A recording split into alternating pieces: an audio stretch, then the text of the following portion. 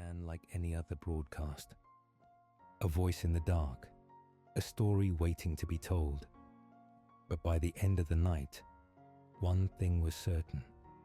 Lara Steele was dead. Lara Steele was no stranger to danger.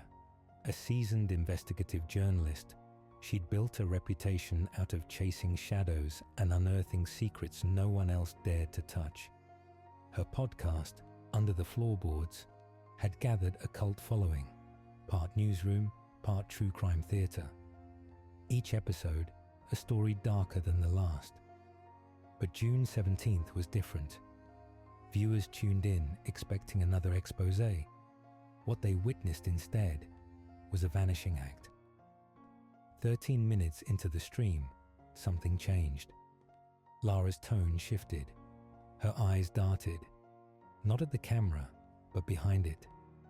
The chat window filled with question marks, emojis, confusion. And then, the screen froze.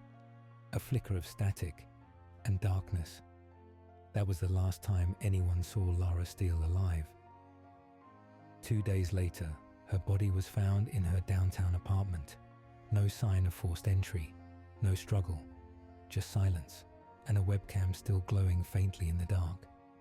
Authorities called it suspicious but inconclusive. No murder weapon, no witnesses, and strangest of all, no recording of the stream.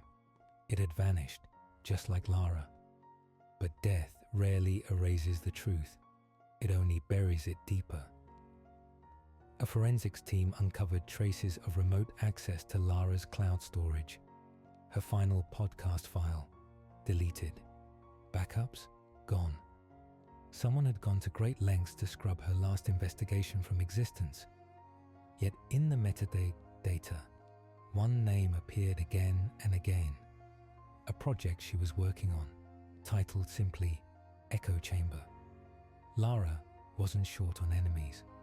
A former fiancé, estranged after a scandal.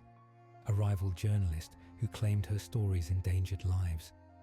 And a shadowy figure known only by their encrypted alias, Moth, who had fed her leads from the dark web. Each had motive, each had secrets, but only one had access to the podcast control panel. And whoever it was, they had silenced Lara before she could speak her final words. But Lara had planned for this. Hidden in an encrypted folder on a disconnected drive, a single voice memo survived. Time-stamped, labeled, "In case they find me first." In it, her voice, calm, deliberate, speaks of a cover-up, of names she can't trust, and of a truth buried beneath 10 years of lies. But the recording ends mid-sentence, cut short, as if someone had found her just in time. What was Echo Chamber?